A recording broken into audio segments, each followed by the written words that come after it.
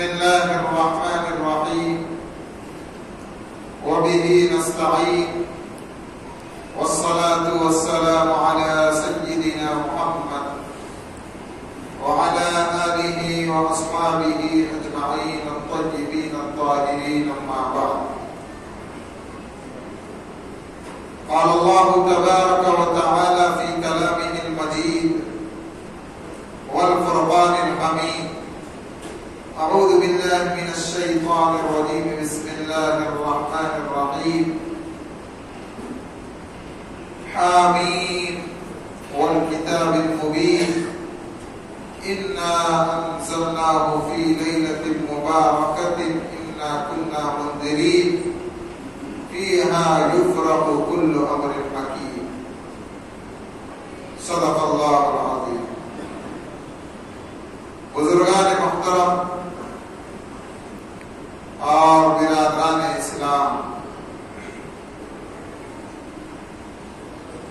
شعبان المعظم کا مہینہ چل رہا ہے. لفظ شعبان یہ عربی زبان سے تعلق رکھتا ہے جو شعب سے بنا ہے، جس کے معنی ہے پھیلنے کی.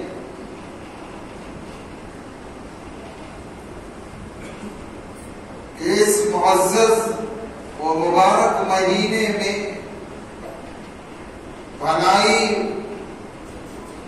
پھیلتی ہے اور پھر سب سے افضل ترین مہینے رمضان المبارک تک پہنچاتی ہے. اللہ کے نبی حضرت محمد رسول اللہ صلی اللہ علیہ وسلم جب رجب کا مہینہ آ جاتا تو یہ دعا فرماتے: اللہم بارک لنا فی رجب و شعبان وبلغنا رمضان. کہ اللہ رجب اور شعبان کے مہینے میں ہمارے لیے برکت عطا فرما اور ہمیں رمضان المبارک جیسے مبارک مہینے تک پہنچا. بعض روایات میں وبارک رمضان کا لفظ استعمال ہوا کہ رمضان کی برکتوں سے بھی ہمیں مالا مال فرما. حدیث شریف میں ہے، حضرت عائشہ صدیقہ رضی اللہ عنہا فرماتی ہیں کہ اللہ کے نبی حضرت محمد رسول اللہ صلی اللہ علیہ وسلم کو رمضان المبارک کے مہینے کے علاوہ جس مہینے میں سب سے زیادہ روزے رکھتے ہوئے میں نے دیکھا ہے وہ شعبان کا مہینہ.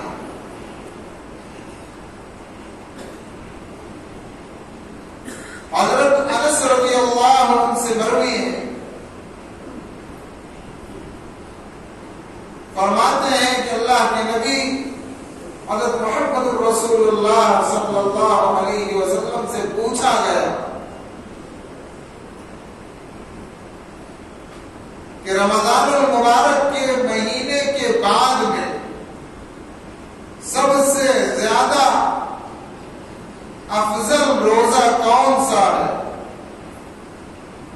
اللہ کے نبی علیہ السلام نے فرمایا کہ وہ شعبان کے روزے ہیں جو رمضان المبارک کی تعظیم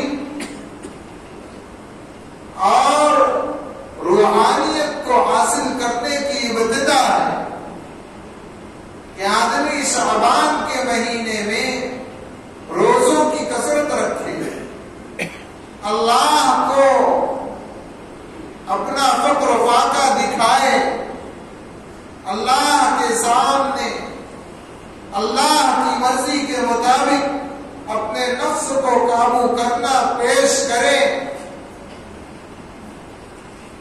اور پھر اس کے بعد میں جو اصل مہینہ آنے والا ہے رمضان المبارک کا، اس مہینے کے لیے چاق و چوبند ہو جائے، تیار ہو جائے، اور پھر رمضان المبارک کی برکتوں سے اور اللہ کی رحمتوں سے، اللہ کی بے پناہ فضل و کرم سے فائدہ اٹھانے والا بنتا ہے۔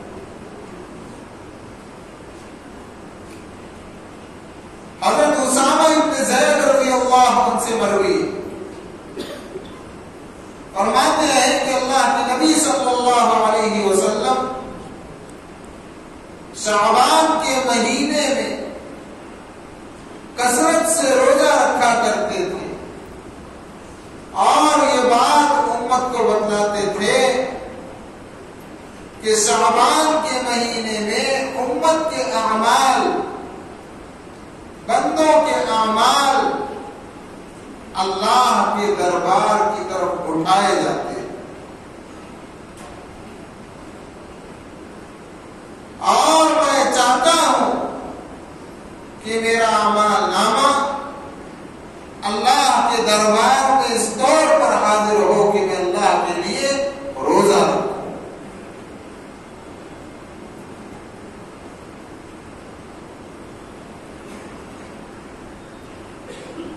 حضرت ام سلمہ رضی اللہ عنہا سے مروی ہے، فرماتی ہے اللہ کے نبی صلی اللہ علیہ وسلم نے فرمایا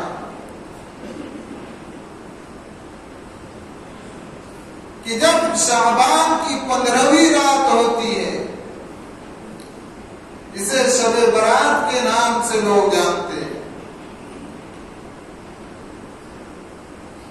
تو اس شب میں اللہ رب العزت ملک الموت کے حوالے سال بھر میں جتنے لوگوں کو روح قبض کرنا ہے ان کی فہرست کر دیتے ہیں۔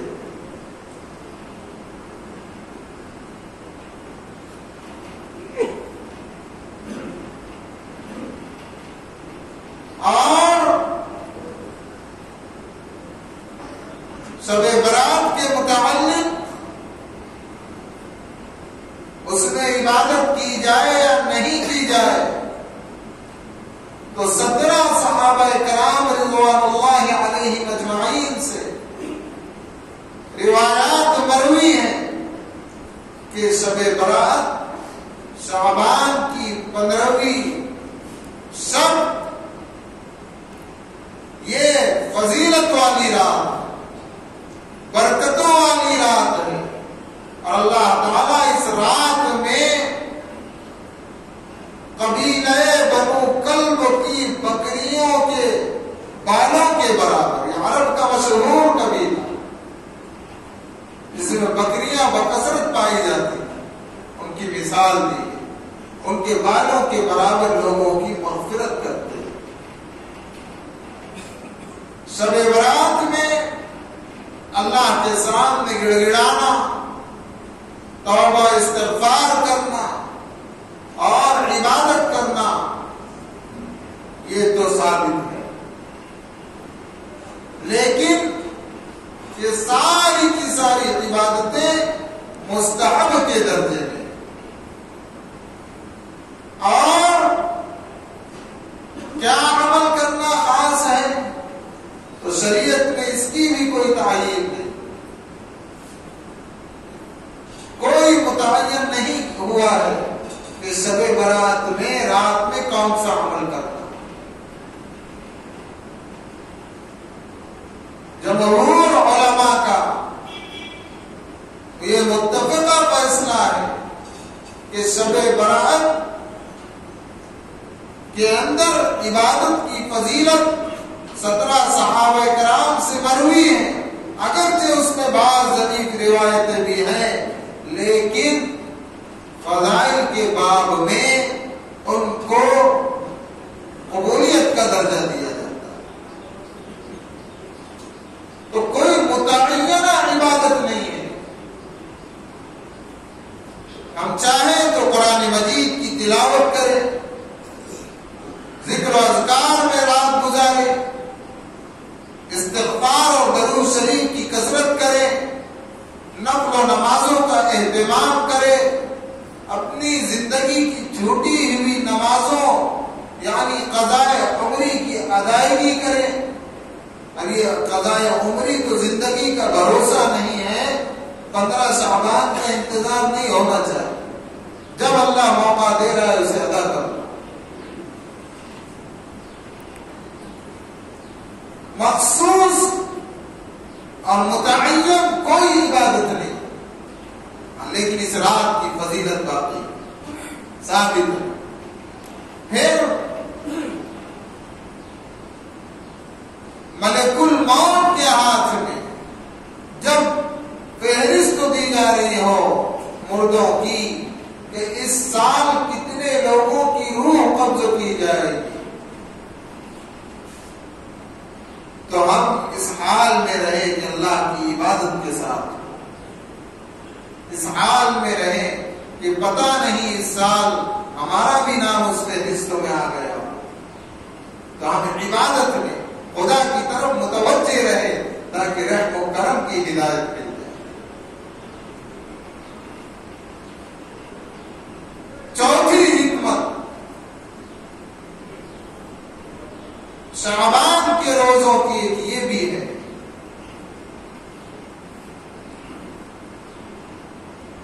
کہ اللہ کے نبی حضرت محمد رسول اللہ صلی اللہ علیہ وسلم ہر مہینے ایام بیض یعنی 13، 14 اور 15 چاند کی تاریخ کے اعتبار سے ان 3 دنوں میں روزہ رکھا کرتے تھے.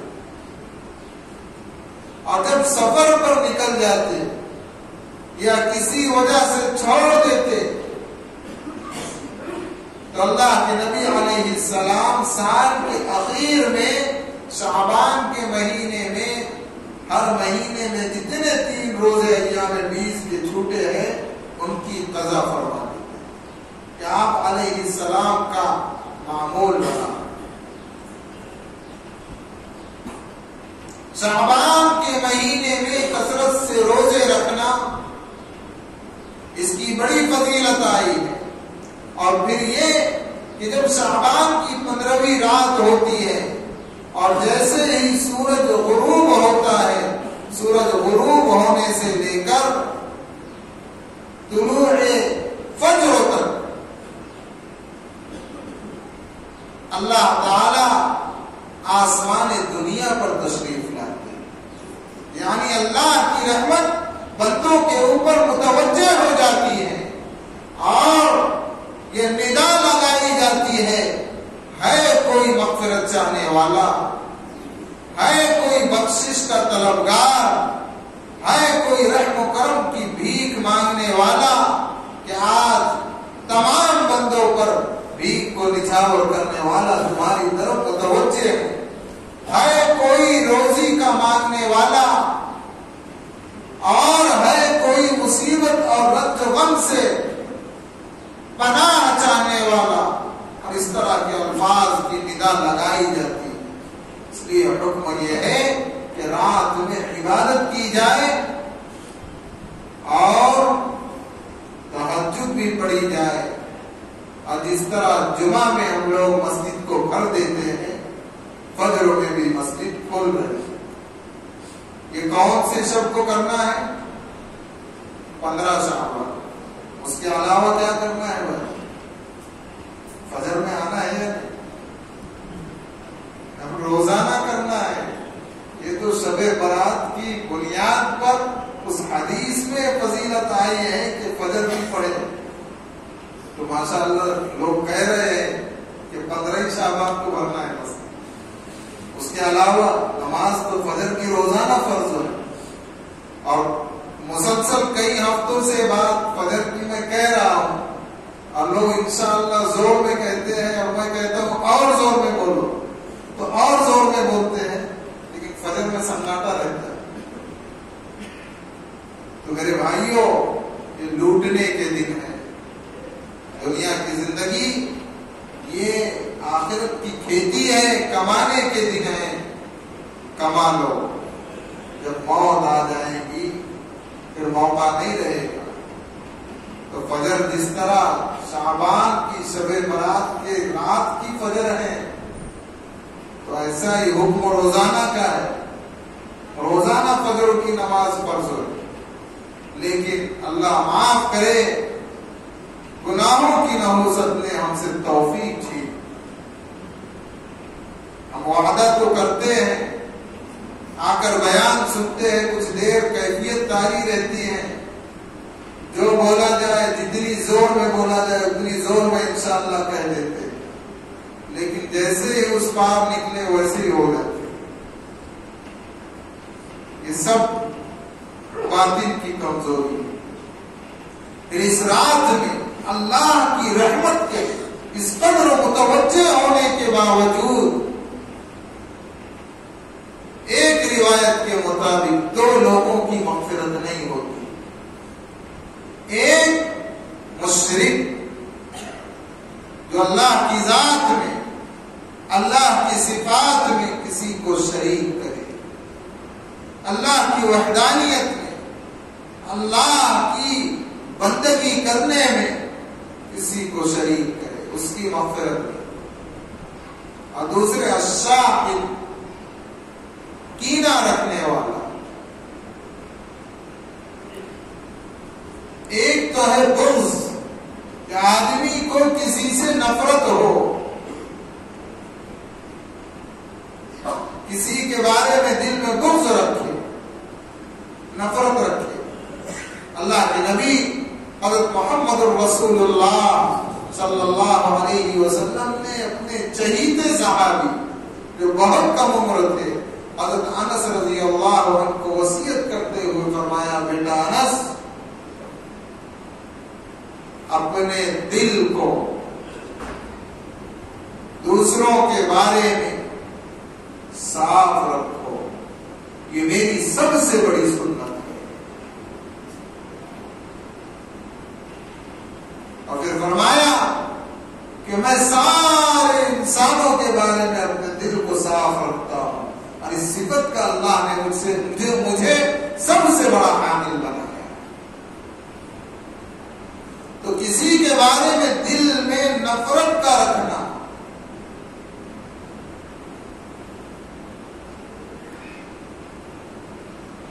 یہ باطن کی بیماری ہے۔ ہاں، اگر ہمیں اتنا علم ہے اور شریعت کی اتنی باریکی میں ہم گھسے ہوئے ہیں کہ کس جگہ پر یہ چیز درست ہوگی تب الگ بات، ورنہ دلوں کو صاف رکھنے کا حکم۔ دیکھیے اللہ کے نبی علیہ السلام نے فرمایا کہ موسیٰ کا ایک فرعون تھا، موسیٰ علیہ السلام کا ایک فرعون تھا، اور میری امت کا فرعون ابو جہل ہے، یہ لفظ استعمال کیا۔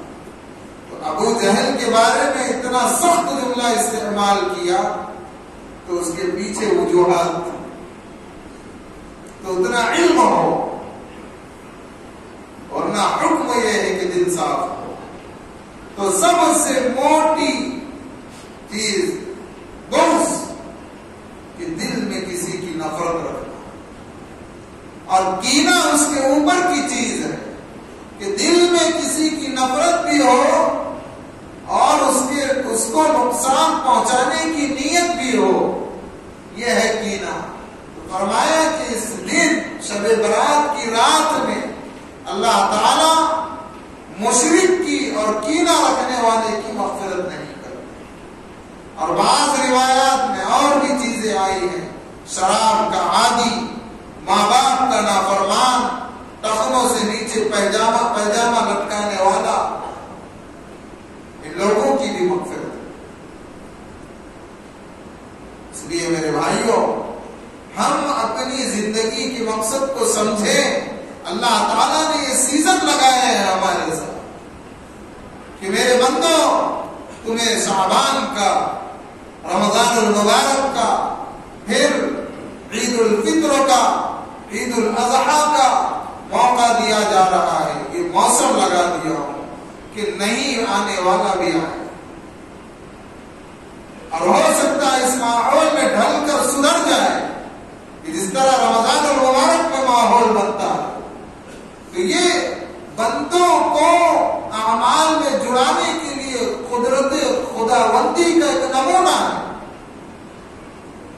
لیکن ہمارے گناہوں کی نحوست کہ جیسے ہی عید الفطر کی نماز ختم ہوئی پھر اگلے چاند رمضان کا انتظار ہوتا ہے۔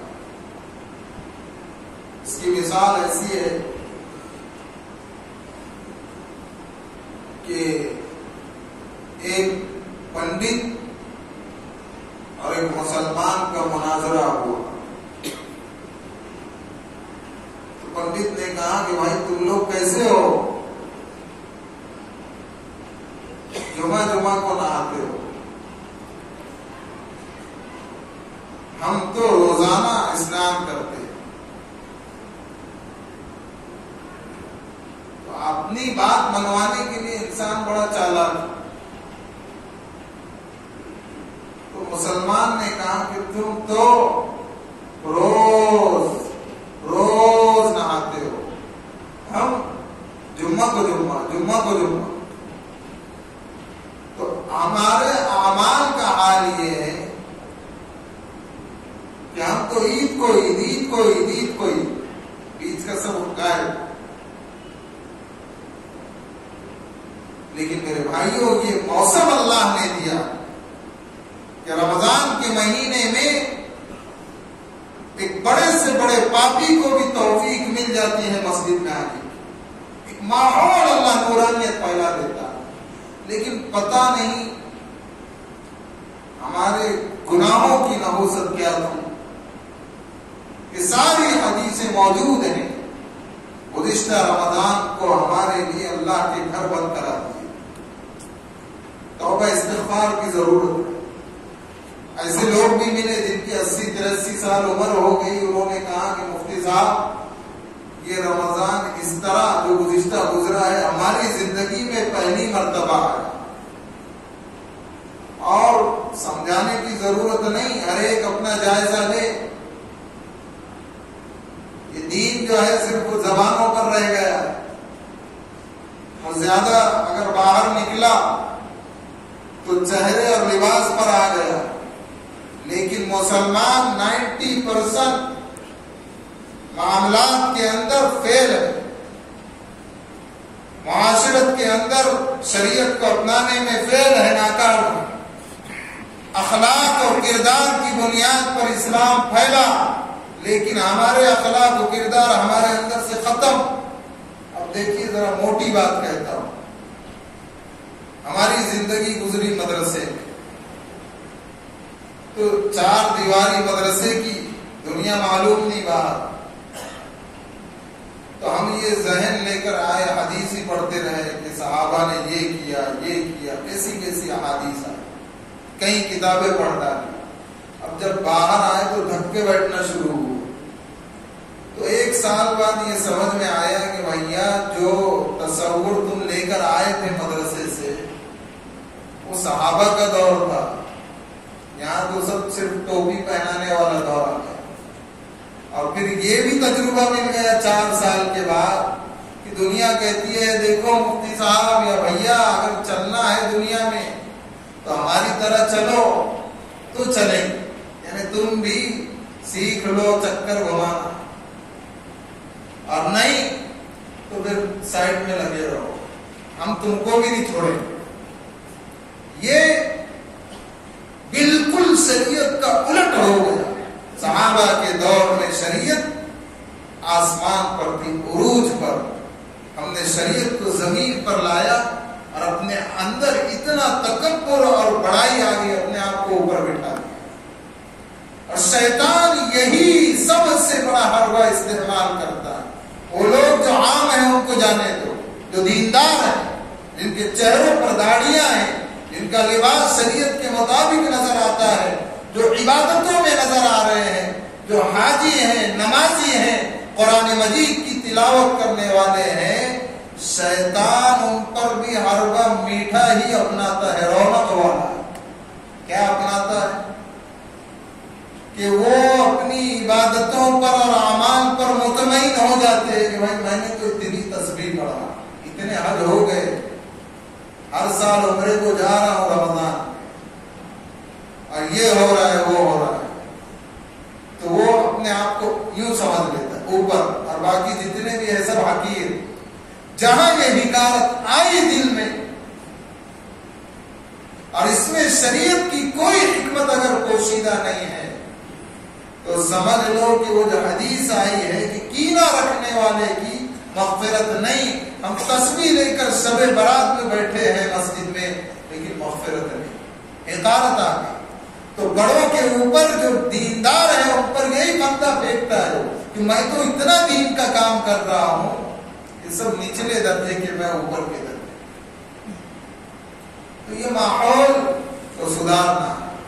پھر بعض روایات میں یہ بھی آیا ہے کہ اللہ کے نبی علیہ السلام نے شعبان کے روزے صرف 15 شعبان تک رکھنے کے لیے کہا. اہتمام کی بات جو روایات میں آئی, 15 شعبان کے بعد میں روزے رکھنے سے منع فرمایا ہے.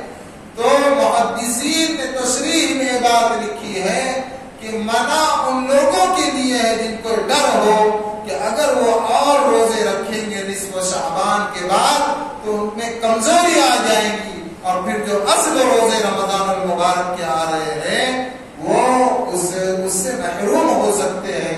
ان کو حکم یہ ہے کہ نصف شعبان تک روزوں کا اہتمام کریں اور بعد کے 15 دن میں مضبوطی سے کھائے پیے, اور بالکل ایسا نہ کھائے کہ فجر گل ہو جائے.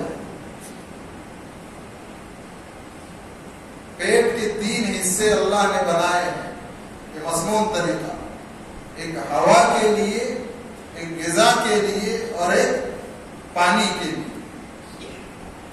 تو انسان انہو کان حریصا, حریص ہے, پیٹ بھر جاتا, حرص نہیں بھرتا.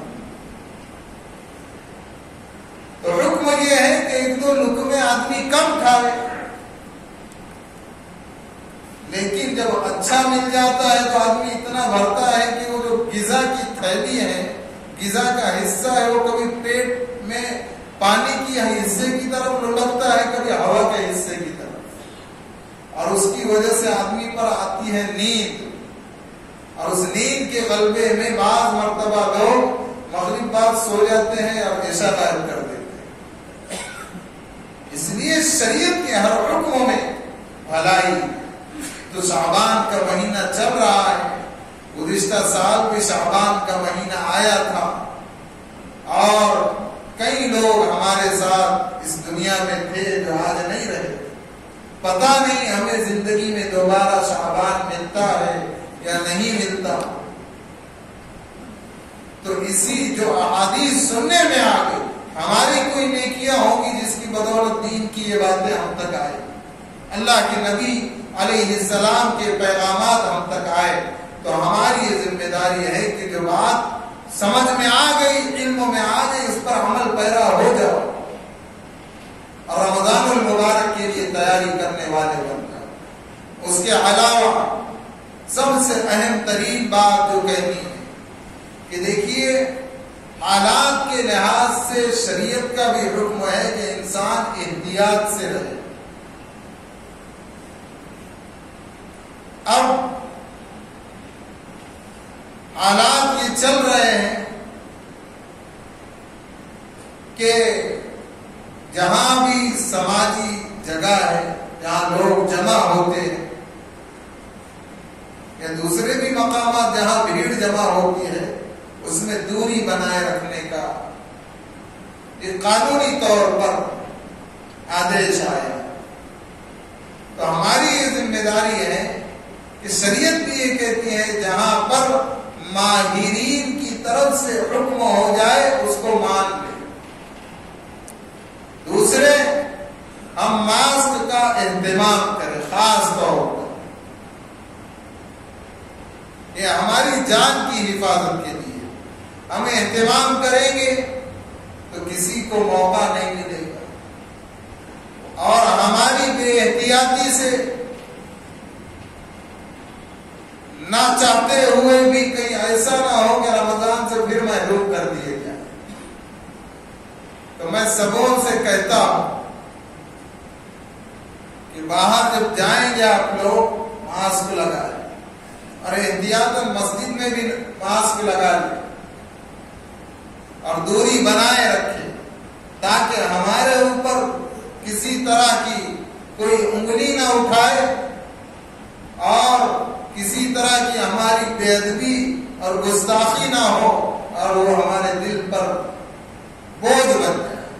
اس لیے احتیاط کریں، پورے اہتمام کے ساتھ مسجدوں میں آئے، مسلمان اپنے مذہب کو سنبھالے، اپنے مذہب کی تعلیمات کو سنبھالے، خود اس پر عمل کر کے لوگوں کو بتائے تاکہ لوگ یہ سمجھے کہ اسلام امن کا مذہب ہے، شانتی کا مذہب ہے، سلامتی کا پیغام دینے والا مذہب ہے، یہ آتنک اور دہشت گردی کا مذہب ہے۔ سب کریں گے انشاءاللہ، نمازوں کا اہتمام کریں گے، فجر کی پابندی کریں گے، ٹوپی پہنانا چھوڑ دیں گے بھائی، بولو یار، اللہ اس امت کی اصلاح فرمائے، اس امت کو صحیح سمجھ عطا فرمائے۔ میں بولتا ہوں یہ جملے لوگوں کو برا لگتا ہے، لیکن کیا کہے، جو ہم نے پڑھا ہے مدرسے میں 10-12 سال قرآن اور حدیث، اور جو ماحول بنا ہوا ہے دھوکہ دہی اور فریب دہی کا، دل دکھتا ہے کہ کیا ہو گیا، اور جو لوگ سنبھالنا چاہ رہے ہیں وہ بھی مجبور ہو کر اسی میں ڈھل جا رہے ہیں، جس کی وجہ سے پورا ماحول خراب ہو گیا اور پھر شارٹ میں ٹوپی کا لفظ استعمال کرنا پڑتا ہے۔ اللہ صحیح طور پر صحیح سمجھ اس امت کو عطا فرمائے۔ آپ کو اگرچہ برا لگا ہوگا میرا جملہ، لیکن ذرا تنہائی میں خود اپنے اوپر یا اپنے آس پاس کے ماحول پر غور کرنا، ماشاءاللہ لوگ تجربے کار ہیں تو وہ سمجھ جائیں گے کہ جو جملہ بول رہے ویسے چل رہا ہے، یہ نہیں ہونا چاہیے، یہ شریعت کے خلاف باتیں ہیں۔ اللہ ہم سبوں کو صحیح طور پر اپنی رضا والے کاموں پر اور اسی راستے پر چلائے رکھے۔ وآخر دعوانا ان الحمد للہ رب العالمین۔